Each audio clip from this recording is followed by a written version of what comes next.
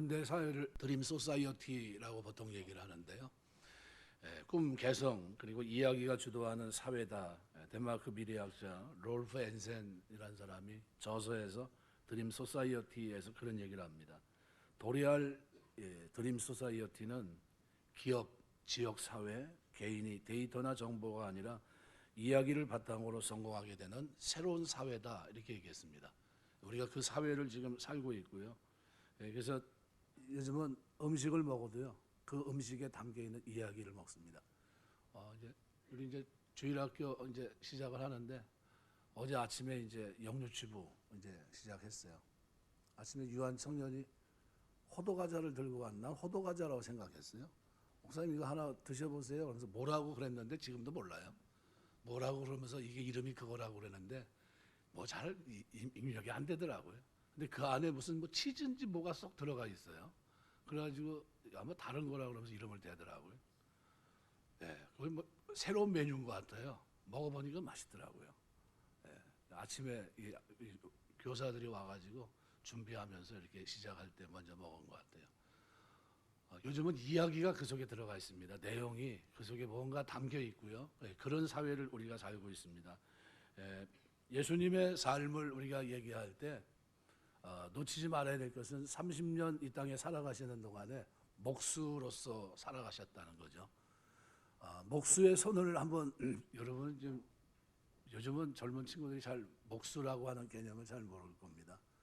요즘은 뭐 그냥 자동화 시스템이 돼 있어가지고 대패질도 뭐 다 자동화 이렇게 돼 있는 것 같은데요. 전에는 손으로 다 했습니다. 손으로.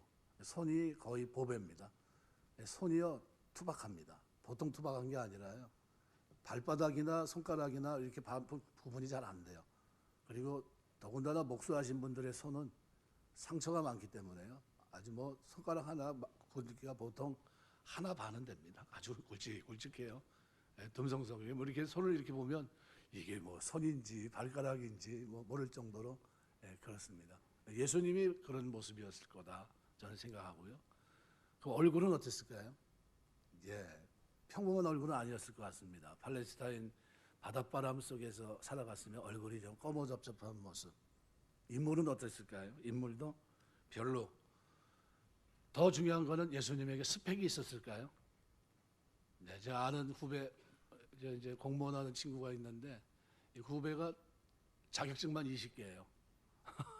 자격증. 그러니까 자기가 지금 내놓은 스펙만 20개인데 그걸로 지금 먹고 사는데 지금 쓰고 있는 스펙은 딱 한 가지예요. 운전하는 겁니다. 공무원인데 아침에 청소차 끌어요. 왜 그거 하냐 그랬더니 이게 제일 편하대요. 다른 거는 다 복잡하다는 거예요. 그래서 어떤 건 면허증도 빌려주고 막 이렇게 복잡하게 살아가더라고요. 공무원 생활하는데 그게 제일 편한 거예요. 아침에 일찍 가서 청소차 끌어주고 들어오면 나머지 시간은 자기 거라는 거예요. 그래서 그게 좋아서 그렇게 한대요. 자격증 몇 개라고? 20개나 가고 있습니다. 쭉 보여주는데 별게 다 있더라고요. 이런 것도 자격증이 있나 싶은 것도 있고요. 막 그렇습니다. 근데 이 예수님 제자들은 어떨까요? 예수님도 스펙이 별로 전무했지만요. 제자들도 만만치 않습니다. 뭐 베드로, 안드레, 야고보, 요한, 빌립 다 어부입니다. 마태는 세리였고 셀롯이라는 시몬은 열심당원, 독립투쟁하는 사람이었고요. 12사도들의 스펙을 가만히 들여다보면요. 누가 뭐 의사였던 누가 왜 또 가룟 유다, 그죠? 아마 면접 보면은 통과할 사람이 한두 명뿐이 없어요. 누가 그리고 가룟 유다. 가룟 유다는 뭐예요? 아마 유일하게 유일하게 아마 통과할 사람. 그렇게 이제 생각할 수가 있는데요. 아주 어려운 상황이죠. 제가 왜 이 얘기를 오늘 왜 드리냐면요. 하나님 우리가 이야기를 만드는 이 세상을 우리 이 땅에 허락하셨는데 이제 이야기를 좀 써나가야 됩니다. 여러분의 삶에 믿음이라는 건요. 스토리가 있는 삶입니다. 하나님과 동행하는 삶. 말씀이 있기 때문에 말씀을 붙들고 살아간 그 삶이 행위로 나타나는 이야기가 있어야 되는 겁니다. 하나님과 깊이 동행했던 시간, 하나님을 미친 듯이 사랑했던 그 마음, 그리고 하나님 나라를 위해 사용했던 물질의 이야기가 있는가? 아니면 깊은 기도를 통해서 하나님의 은혜를 경험했는가? 이것은 나만이 가지고 있는 신앙의 스토리입니다. 이 스토리들이 여러분들에게 다 있을 줄 압니다. 근데 스토리가 없는 사람이 간혹 있어요. 어떤 분이냐면요, 바로 강도 만난 이웃이에요. 뭐 쉽게 말하면 예수님의 우편에 있던 강도는 농구 마지막 골 넣는 한 2초, 0.1초 남겨놓고 던진 게 들어간 그걸 버저비터라고 그러거든요. 버저 터지기 전에, 끝나기 전에 골이 들어가서 이제 들어간 건데요. 이 사람의 구원이 그와 같습니다. 평생 멋대로 살다가 십자가에 달린 겁니다. 그러면 그 죄가 만만치 않잖아요. 근데 이 사람이 마지막 예수님과의 대화 속에서 은혜로 천국 가게 됩니다. 그런데 굉장한 큰 은혜지만요, 막상 이 사람에게는요, 이야기가 없어요. 나를 위해 십자가 지신 주님을 위해 땀을 흘린 삶의 이야기도 없고요, 말씀을 쫓아 이 땅에서 자비와 은혜를 베풀며 살아갔던 그 삶의 이야기가 하나도 없어요. 추억도 없고요. 추억은 어떤 추억이 있을까요? 죄 지은 추억뿐이 없을 겁니다. 예수님과 깊이 동행했던 삶의 이야기는 전혀 없어요. 반면에 사도 바울은 천당 지옥을 왔다 갔다 한 사람입니다.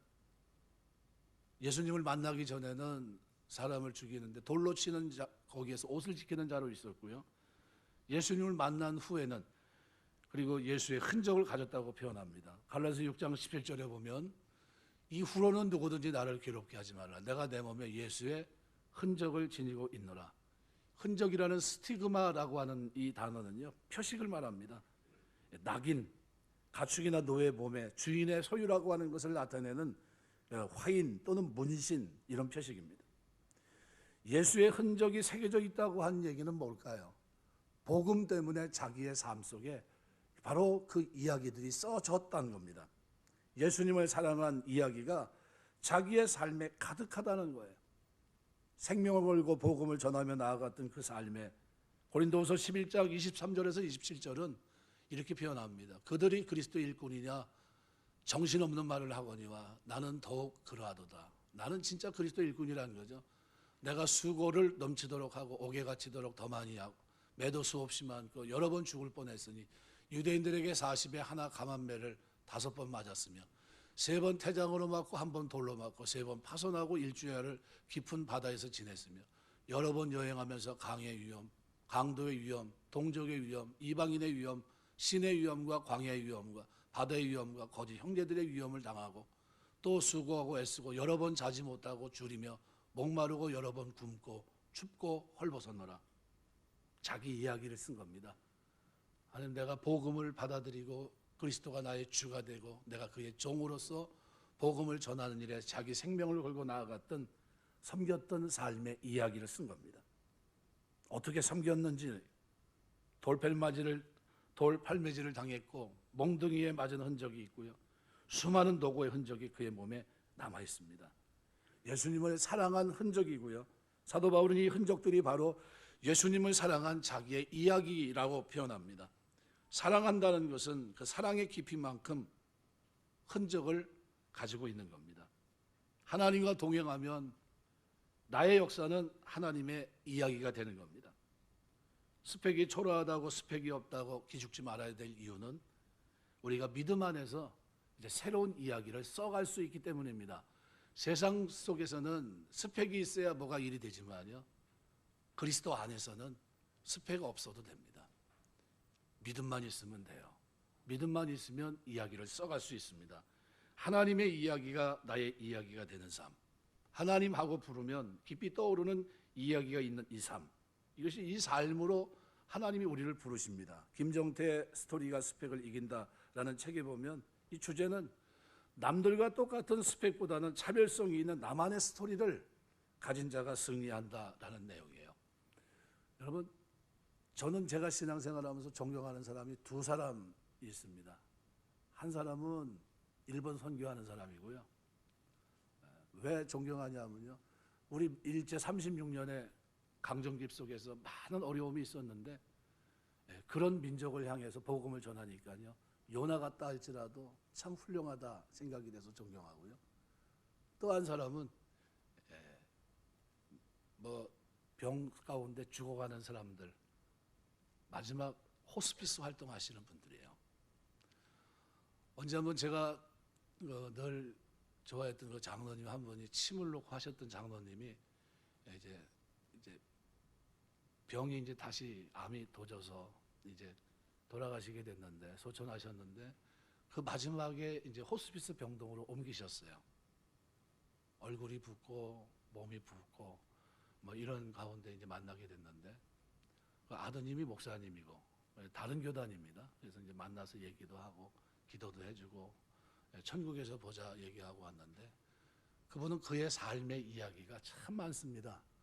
1년에 한 차례는 꼭 몽골 가서 선교하셨고요. 선교할 때는 말 그대로 컨테이너 박스로 하나씩 큰 컨테이너로 옷, 그죠? 이걸 다 일일이 수거해가지고 그 컨테이너를 가지고 몽골에 들어가서 나눠주고 선교하셨던 그런 분이에요. 또 1년 내내 침으로 전국을 다니면서 오라는 곳에 가서 침을 놓으면서 뭐라고 얘기하냐면 예수 믿어야 된다고, 이 얘기를 밥 먹듯이 평생 그렇게 하시다가 가신 분인데요. 그 이야기가 참 많으신 분이에요.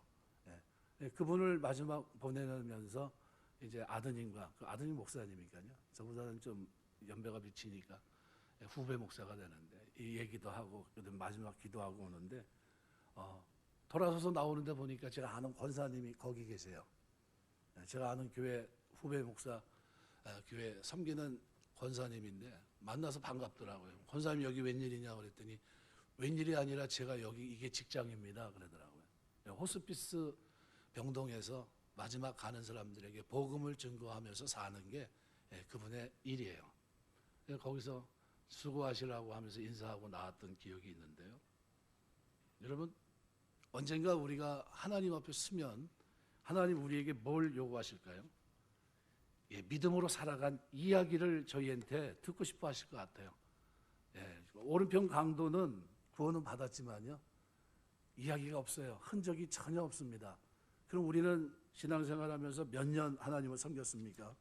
많은 세월을 섬겨왔잖아요. 그러면 우리에게 이야기가 있어야 됩니다. 오늘 읽은 이 말씀 신명기 15장에는요 4가지 규례를 얘기하고 있습니다. 면제년 규례, 구제 규례, 그리고 세 번째는 이 종에 대한 규례, 초태생에 대한 규례인데요.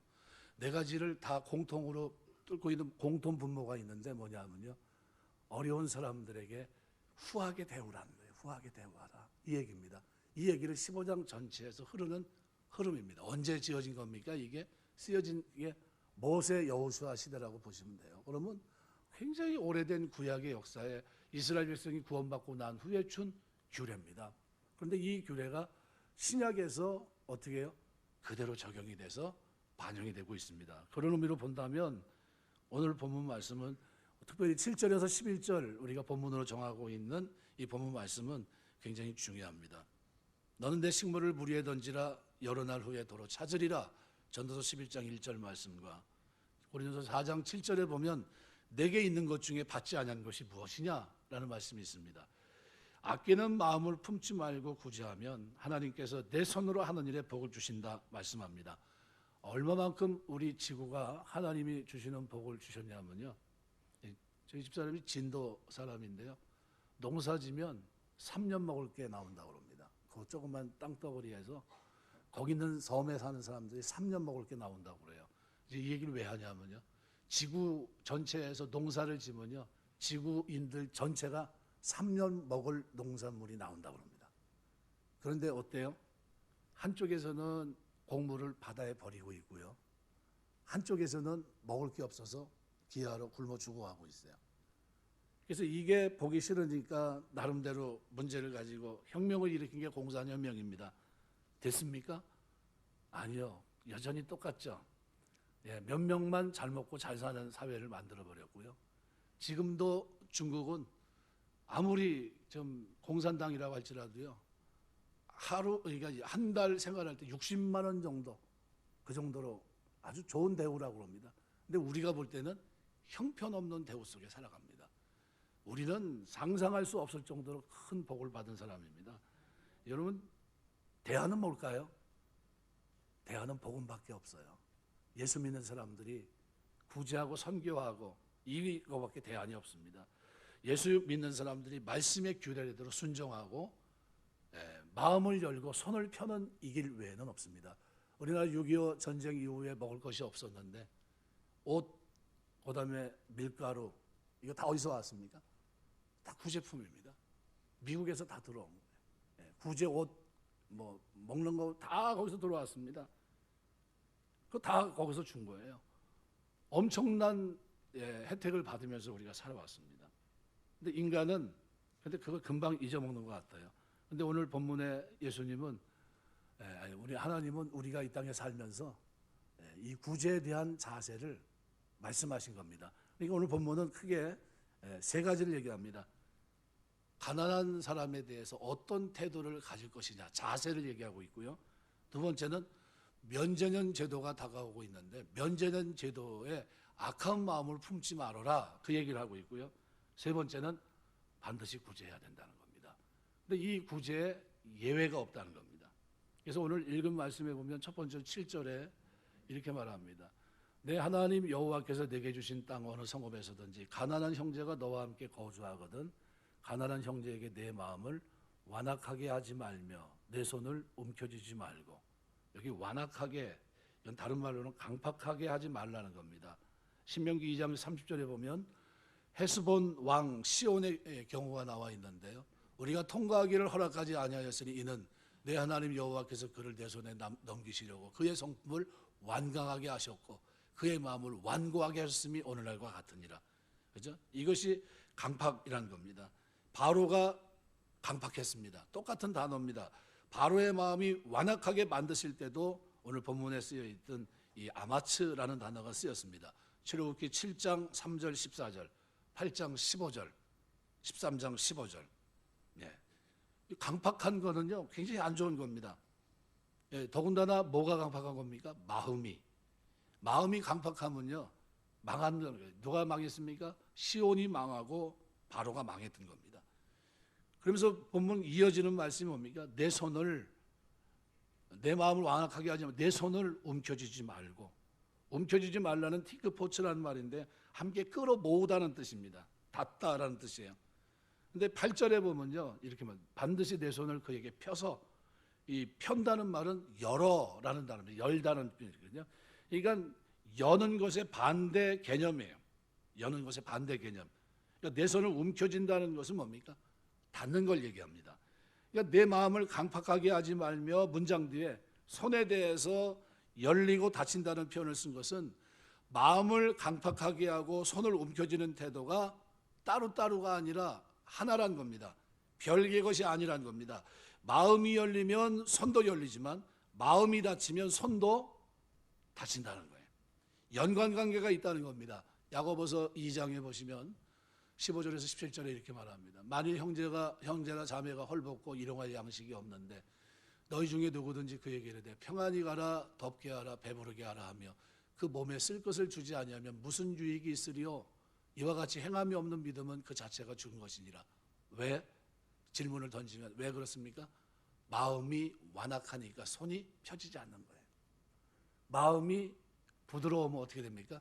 완악하지 않으면 손이 펴지게 돼요. 립싱크 하듯이 더욱게 하라, 배부르게 하라, 이게 아니라 어떻게 해요? 실제로 더울 수 있게, 배부르게 할 수 있도록 양식을 제공하겠죠. 그러니까 구제라고 하는 것은 바로 이런 겁니다. 이미 구약에서부터 이 부분을 다루고 있는 겁니다. 그래서 심지어 8절은 이렇게까지 얘기해요. 반드시 내 손을 그에게 펴서 그에게 필요한 대로 쓸 것을 넉넉히 구워주라. 그러니까 원문은 그에게 결핍되어 있는 것은 무엇이든지 너는 그에 결핍되어 있는 것을 충분히 반드시 빌려주라, 이런 의미를 담고 있습니다. 그러니까 부족함을 지닌 자가 먼저 와서 무언가 내가 부족하니까 요구할 때 필요를 채워주는 것만 우리는 생각하는데, 근데 여기서는 그게 아니라요, 가진 자가 먼저 부족한 자의 형편을 헤아려서 부족한 부분을 충분히 채워주는 것까지 포함하고 있습니다. 이거 어떤 자세입니까? 적극적인 거예요. 저 상황을 보니까 어떻게 해요? 도와줘야 되겠다는 거죠. 내가 다가가서 그를 도와주는 거예요. 선한 사마리아 사람의 비유, 누가복음 10장에 기록되어 있는 이 비유를 보시면 제사장과 레위인은 지나가요. 못 본 채 합니다. 못 들은 채 하고 지나가는데 사마리아 사람은 그 당시로 보면 유대인이 볼 때 어떤 사람입니까? 개취급받은 사람, 저 사람들은 하나님과 관계없는 사람이다 생각했었어요. 그런데 그 사람이 그 불쌍히 여기고 그를 돌아봅니다. 물어봐요, 예수님이. 누가 너의 진정한 이웃이냐? 자비를 베푼 자입니다. 이렇게 얘기해요. 이유가 뭡니까? 선한 사마리아 사람, 그 사람을 얘기하고 싶지가 않은 거예요. 입에 담고 싶지도 않고. 자비를 베푼 자가 맞다는 거죠. 예수님이 그 말을 들으면 뭐라고 합니까? 가서 너도 이와 같이 하라. 우리가 살아가면서 여러분의 마음이 열리고 손이 펴지게 되시길 주의 이름으로 축원합니다. 평생 움켜쥐고 있다가 맨 마지막에 손이 펴집니다. 언제요? 숨이 끊어질 때. 그때 손 펴지면 너무 늦었어요. 누가 똑같아요? 버저비터로 구원받은 이 사람하고 똑같은 겁니다. 오른편의 강도와 똑같아요. 너무 늦은 겁니다. 하나님에게 뭐가 없어요? 이야기가 없어요. 하나님 말씀대로 순종하며 살아갔던 이야기가 없어요. 규례대로 살아가면서 내가 힘들었는데 그런데도 불구하고 섬겼던 이야기가 없어요. 그런데 다른 것은 이야기가 있거든요. 그래서 첫 번째가 가난한 형제를 대하는 자세, 강팍하게 하지 말아라. 손으로 움켜쥐지 말아라는 겁니다. 잠언 21장 13절에 보면 이렇게 표현합니다. 귀를 막아 가난한 자의 부르짖는 소리를 듣지 아니하면 자기의 부르짖을 때도 들을 자가 없으리라. 귀를 막고 가난한 자의 부르짖는 소리. 가난한 자가 어떻게 해요? 왜 부르짖습니까? 힘드니까, 고통스러우니까 소리를 지르는데, 근데 분명히 들었을 텐데 부르짖는다는 이 카라라는 이 단어는요, 크게 소리치는 겁니다. 그럼 분명히 들었을 거라고요. 그런데 어떻게 해요? 못 들은 척, 못 본 척 한다는 겁니다. 그럼 어떻게 하겠다는 거예요? 그러면 자기의 부르짖을 때도 들을 자가 없으리라. 내가 힘들어졌어요. 그때는 내가 부유해서 줄 수가 있었는데 지금은 내가 힘들어요. 그때는 내가 못 본 채 했는데 내가 이제 힘들어서 부르짖을 때는 아무도 듣지 않겠다. 누가 듣지 않겠다는 거예요? 하나님도 못 들은 척 하겠다는 거예요. 예. 우리가 살면서 여러분 마음을 열고 손을 펴게 되시길 주의 이름으로 축원합니다. 마음이 자꾸 오그라들면요 안 돼요. 야고보서 2장 13절 긍휼을 행하지 아니하는 자에게 긍휼 없는 심판이 있으리라. 긍휼은 심판을 이기고 자랑하느니라. 이런 우리가 살아가면서 마음을 강팍하게 여기면 안 됩니다. 잠언 19장 17절 가난한 자를 불쌍히 여기는 것은 여호와께 꾸이는 것이니 그 선행을 갚아주시리라. 하나님이 이것을 선행으로 보십니다. 가난한 자를 불쌍히 여기는 것은 여호와께 꾸이는 것이다. 이 불쌍히 여긴다는 건 뭡니까? 마음으로만 동정하는 걸 얘기하는 거예요? 아니요. 구체적으로 어떻게 해요? 돌아보는 것까지 얘기합니다. 예. 그래서 사도행전 9장에 보면 욥바에 살았던 다비다. 이 사람이 이 여성도가 뭐를 합니까? 선행과 구제하는 일이 심히 많았습니다.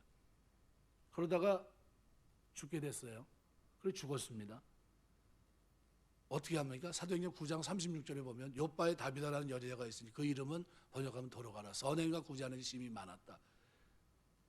베드로를 불러서 어떻게 해요? 살려달라고 합니다. 살아납니다. 살려줘요. 뭐라고 했을까요? 이 사람은 살아야 된다는 겁니다. LA 사태 났을 때요, 우리 한국 사람들이 우리 한국 문화에 젖어서 그쪽으로 이사 가다 보니까 뭐를 못했냐면요, 세금 신고를 정확하게 안 합니다. 근데 미국이란 사회는 세금 신고를 정확하게 해야 되는 사회거든요.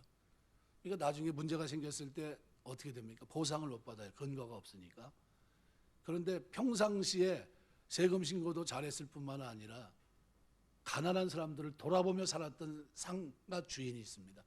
가게, 요즘으로 말하면 이게 쿠 같은 이런 거죠.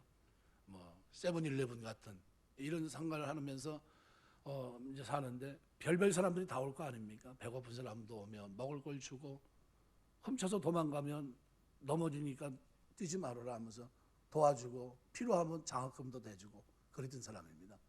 LA 사태 났을 때요, 인간 띠가 세워집니다. 그 앞에. 뭐냐면 도움 받았던 사람들이 와가지고 이 집은 건드리면 안 됩니다. 이 집은 우리의 생명줄과 같은 집입니다. 왜요? 평상시에 늘 어떻게 해요? 약한 사람들을 돌아봤거든요. 그 사람들이 인간 띠를 메고 이 집은 부수면 안 된다. 이 집을 보호했던 겁니다. 여러분, 우리가 살아가면서 다른 이야기보다도요, 많은 사람들을 돌아보며 섬기는 이야기가 여러분의 삶에 쓰여지게 되시길 주의 이름으로 축원합니다. 마태복음에 보면 양과 염소의 비유에 예수님께서 우리의 삶을 돌아보시고 평가하실 때 양과 염소를 그렇게 비유합니다. 염소는 얼마나 선한 일을 많이 했습니까? 예, 기억이 될 만한 일을 한 번 하고 말았어요. 굵직굵직하게 평생에 한두 번 했을 겁니다. 양은 어때요? 수도 없이 했습니다. 수도 없이. 헤아릴 수 없습니다. 난 마땅히 해야 될 일을 했을 뿐입니다. 하면서 섬겨왔어요. 그에게 무슨 이야기가 써져 있습니까? 삶의 이야기가 써져 있는 거예요. 하나님과 동행하면서 말씀 앞에 순종하면서 살아갔던 자기의 이야기가 그 삶에 묵묵히 녹아있는 겁니다. 우리 동탄제일교회 출입하는 여러분들의 삶에 이런 이야기가 써지게 되시길 주의 이름으로 축원합니다. 평생 한 번도 돌아보지 않은 이런 게 되면 안 돼요. 제가 전에 섬겼던 교회 안수 집사님 한 분이 공무원이셨는데요. 공무원 퇴직금이 나오는 게 한 7천만 원 정도 본인이 나온다 그러더라고요. 자기 누이가 어렵게 살았나 봐요.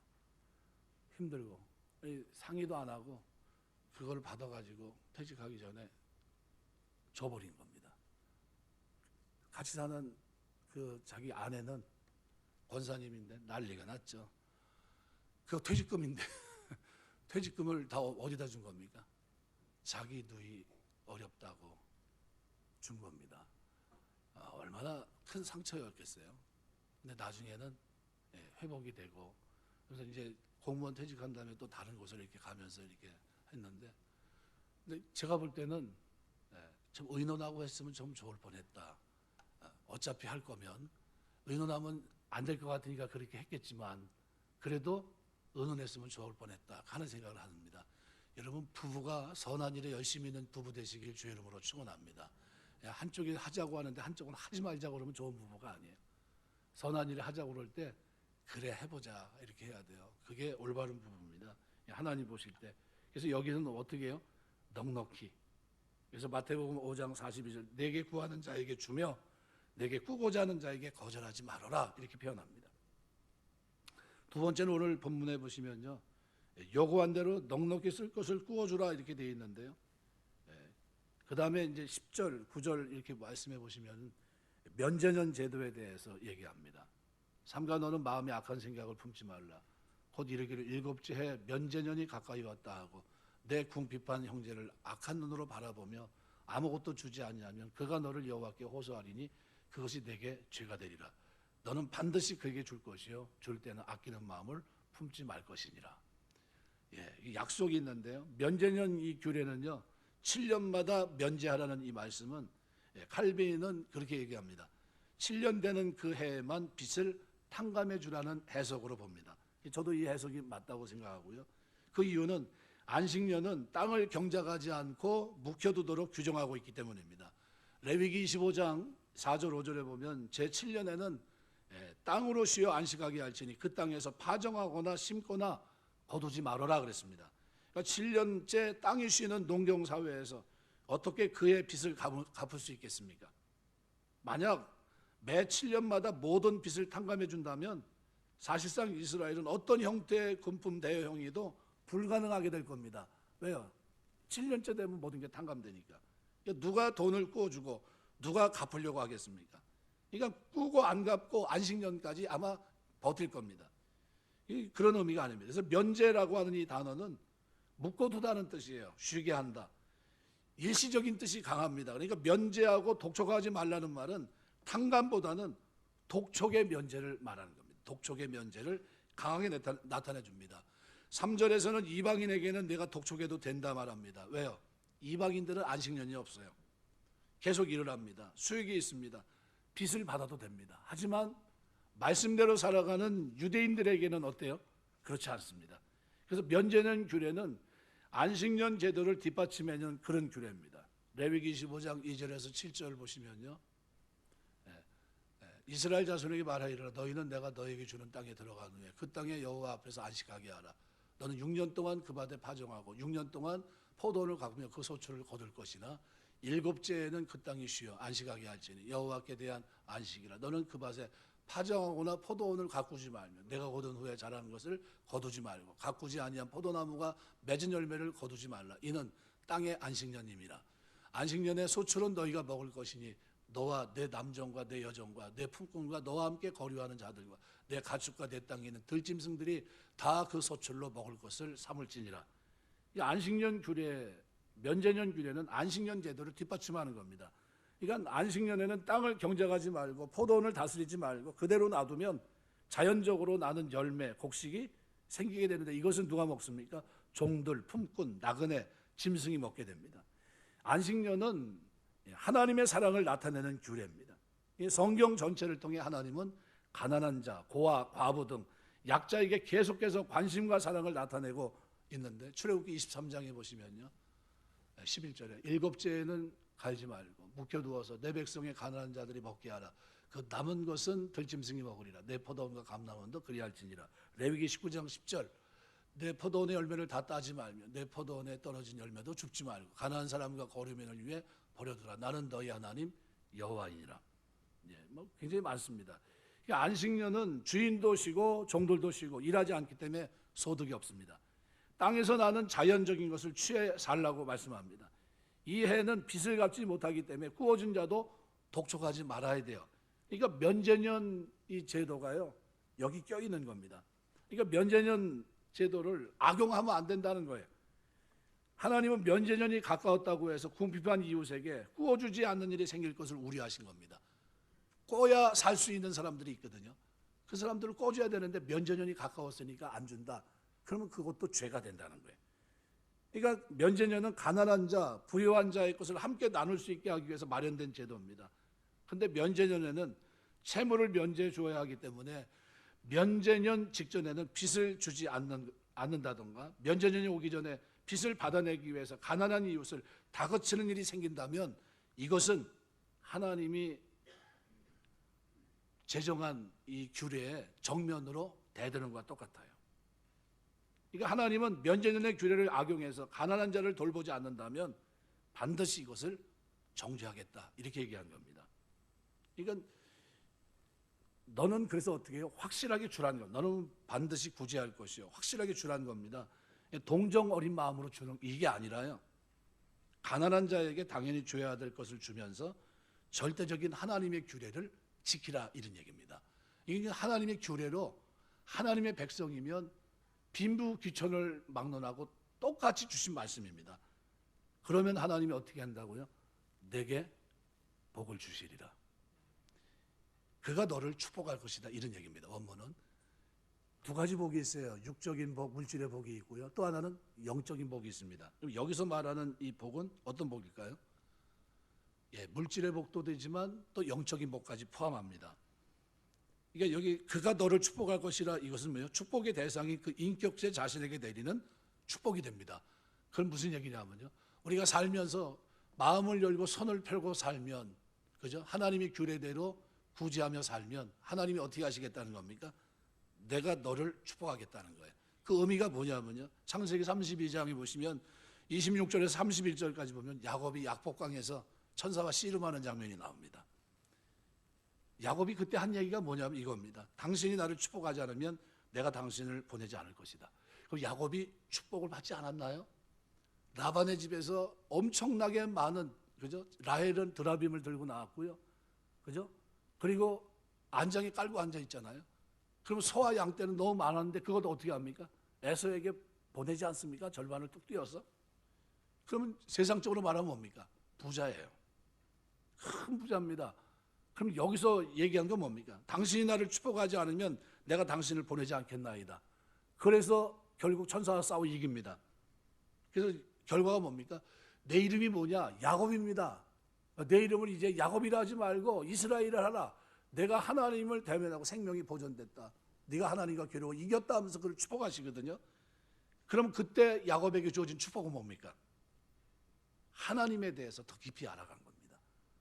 아, 베델에서 나를 만나주신 꿈에 만났던 그 하나님이 나를 이렇게 축복하셨고 그 하나님과의 관계가 비로소 어떻게 해요? 회복이 돼가는 겁니다. 다리는 절개됐지만요, 자기 육신에 하나님의 손길의 흔적을 가지게 된 거예요. 뭘 가지게 된 겁니까? 비로소 자기 이야기가 써진 거예요. 야, 내가 하나님이 이런 분이구나 하는 것을 어떻게 해요? 약복강에서 철저히 깨닫고요, 그리스도의 흔적을 가졌듯이요, 하나님을 만난 흔적이 그의 인생에 새겨지게 됩니다. 나중에 어떻게 살아갑니까? 애굽왕 바로를 만나죠. 만나는데 축복을 누가 해요? 바로가 축복을 합니까? 아니면 야곱이 축복합니다. 제가 성경을 처음 보면서 그때 깜짝 놀랐어요. 누가 축복하고 있어요? 성경에 이렇게 보면요, 야곱이 바로를 축복하고 있어요. 이 어떤 사람이 된 겁니까? 하나님의 은혜를 체험하고 하나님의 축복을 말하는 사람이 됐다는 겁니다. 그래서 10절에 보면 하나님이 어떤 사람에게 복을 주신다고요? 영적인 육적인 복을 누구에게요? 마음을 열고 손을 펴고 사는 사람들에게 하나님이 복을 주십니다. 원숭이 잡는 걸 제가 동물의 왕국에서 한번 본 적이 있는데요, 간단합니다. 우리 그 물통 있잖아요. 물통 뒤집어 놓는 거기에다가 뭘 집어넣냐면 원숭이 손이 들어가는 고기에다가 과일을 집어넣으면 됩니다. 그러면 분명히 물통에 나올 만한 크기의 과일 아닙니까? 근데 들어가면 손을 꽉 움켜줘요. 그리고 사람이 오면 도망가야 되잖아요, 얼른 놓고. 그런데 움켜진 손을 놓지 않습니다. 그래서 잡혀요. 우리가 살아가면서요, 신앙생활하면서 이것은 하나님이 우리에게 정한 규례다 생각하고 살아가면서 많은 사람들에게 선을 행하게 되시길 주의 이름으로 축원합니다. 여러분의 이야기가 써져야 돼요. 내가 믿음이 있다고 하는 것이 그냥 내 속에 있는 것이 행위로 나타나야 돼요, 구체적으로. 그래서 11절에 보면 이렇게 말합니다. 땅에는 언제든지 가난한 자가 그치지 아니하겠으므로 내가 내게 명령하여 이르노니 너는 반드시 내 땅 안에 내 형제 중 곤란한 자와 궁핍한 자에게 내 손을 어떻게 하라고요? 펼치니라. 여기 나와 있는 곤란한 자, 궁핍한 자 나옵니다. 곤란한 자는 히브리 말로 아니라는 말이고요, 궁핍한 자는 예부욘이라는 단어입니다. 아니라고 하는 이 말은요, 가난한 자 모습 속에서 억압으로 인해 고통을 당하는 측면을 나타낼 때 쓰는 단어입니다. 그러니까 이 사람은 하나님께 호소하는 것 외에는 다른 방도를 취할 수 없는 진짜 절박함 속에 있는 사람이에요. 하나님이 건져주지 않으면 일어설 수 없는 그 정도. 근데 예부원이란 이 결핍한 자란 이 뜻은요, 가난한 자의 매우 일반적인 모습을 묘사할 때 씁니다. 근데 본문에서는 공동체 보호로서 필요로 채워져야 되는 이런 사람들로 쓰여져 있습니다. 그래서 15장 4절, 7절, 9절, 11절에 이 단어가 쓰여 있거든요. 중요한 사실은 가난하고 궁핍한 자를 구제하라는 율법이 항상 부유하고 넉넉한 사람에게만 요구되는 것이 아니라는 사실이에요. 이 율법은 하나님의 자녀로 이루어진 공동체 모든 구성원들에게 요구되는 것입니다. 어떤 특정 소수에게만 요구되는 것이 아닙니다. 그래서 고린도후서 8장 2절에 보시면요, 환난의 많은 시련 가운데서 그들의 넘치는 기쁨과 극심한 가난이 그들의 풍성한 열매를 넘치도록 하게 하였느니라. 그럼 어떤 사람이 여기에 구제연금에 참여했다는 겁니까? 환난의 많은 시련 가운데서, 그죠? 극심한 가난 속에 있었는데 뭐 했다는 거예요? 풍성한 연보를 넘치도록 했다. 뭐 한 겁니까? 예루살렘 교회를 도와주는 구제연금을 했던 겁니다. 그런데 고린도 교회만 이렇게 했나요? 아니요.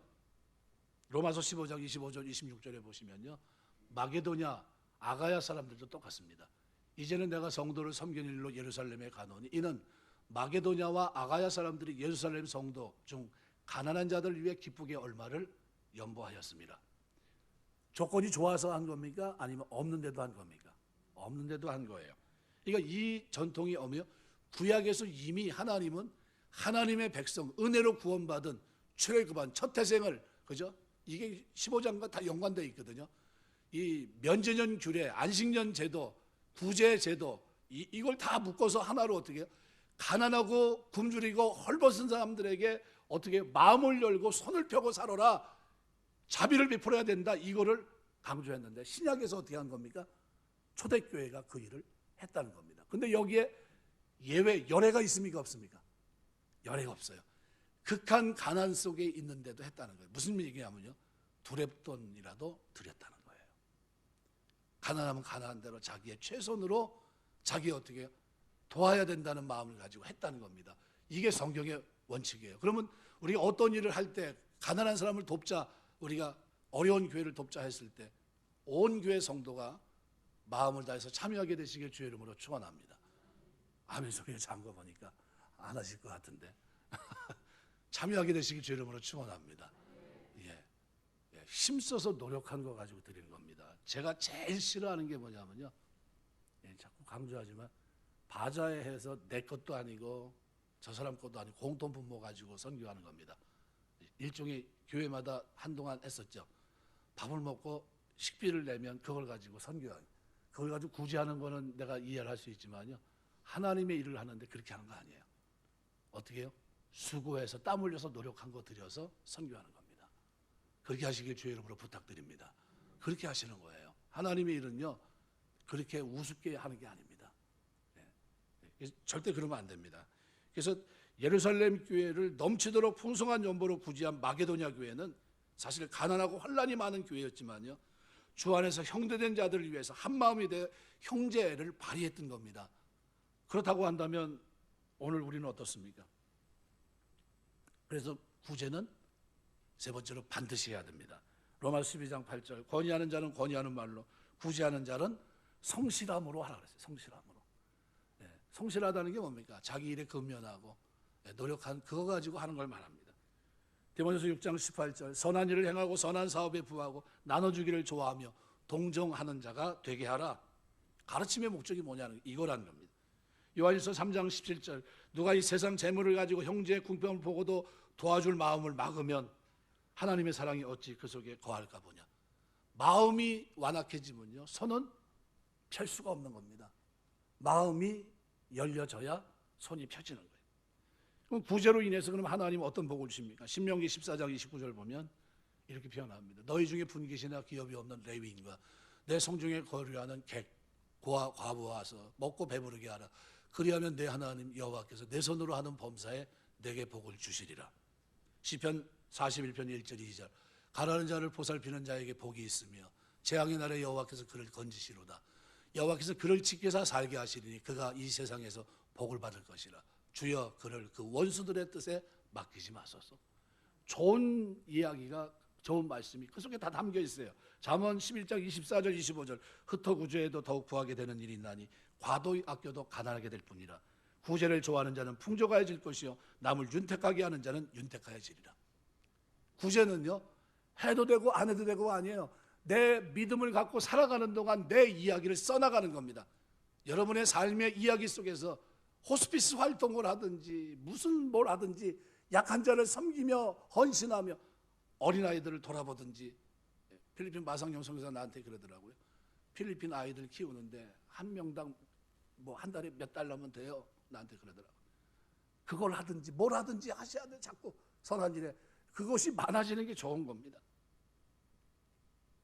히브리서 13장 16절, 하나님이 가장 기뻐하는 제사입니다. 선을 행함과 서로 나눠주기를 잊지 말라. 하나님이 이 같은 제사를 기뻐하시느니라. 왜요? 구약에서부터 이미 강조하셨고요, 신약에서 초대교회가 이를 이뤄가면서 쓰임받았기 때문입니다. 말씀 맺겠습니다. 우리가 한 해 2번씩 합니다. 어려운 교회를 돌아보면서 섬겨요. 일하려고 하면 돼. 여건이 안 돼서 힘들고 그런데도 몸부림치면서 하려고 하는 사람을 돌아보면서 일으켜주려고 합니다. 재작년엔 한 교회 500만 원, 한 교회 100만 원, 이렇게 600만 원을 보내줬고요. 금년에도 계속해서 그 교회들이 일어설 수 있도록 도우려고 합니다. 여러분, 뭐로 우리가 할 수 있을까요? 바자회에서 하는 게 아닙니다. 어떻게 해요? 여러분이 땀 흘려서 귀한 것 들여서 하나님 앞에, 하나님이 저에게 원한 대로, 저에게 믿음 주신 대로, 은혜 주신 대로요, 제가 저에게 많은 걸 주셨는데 약한 자를 돌아보는 선한 일 가운데서 이렇게 합니다. 교회가 그 일을 할 수 있도록 도와주는 거예요. 그거를 여러분이 헌금한 걸 가지고 우리가 어떻게 해요? 약한 자를 분별해서 그들에게 힘을 얻고 일을 할 수 있도록 도와주는 겁니다. 이걸 구제예요. 또 어려움 속에 있는 사람들을 우리가 아무도 모르게 개인적으로도 얼마든지 도와주고 이렇게 하는 겁니다. 교회가 그 일을 해야 된다는 것을 성경이 말씀합니다. 그래서 사도 바울에게 갈라디아 교회 문제를 가지고 예루살렘 공의에 올라왔을 때도 복음 전하는 게 아무런 문제가 없었어요. 마지막 부탁한 게 뭡니까? 다만 가난한 자를 돌보는 걸 네가 열심히 했으면 좋겠다 얘기합니다. 그때 바울의 대답이 뭔지 아세요? 이것은 내가 지금까지 해왔던 일입니다. 이렇게 얘기해요. 여러분, 우리가 살아가면서 내가 하나님의 말씀이 내 속에 있고 그 말씀으로 인해 내 마음이 열렸다면 손은 반드시 펴져야 되는 겁니다. 예수 믿는 사람들은요, 선한 사마리아 사람처럼 손을 펴고 마음을 열고 어깨를 피고 이 땅을 살아가야 됩니다. 이 축복이 저와 우리 교회를 출입하는 여러분들의 삶 속에 믿음 있는 행함의 모습으로 나타나게 되시길 주의 이름으로 축원합니다. 기도하겠습니다.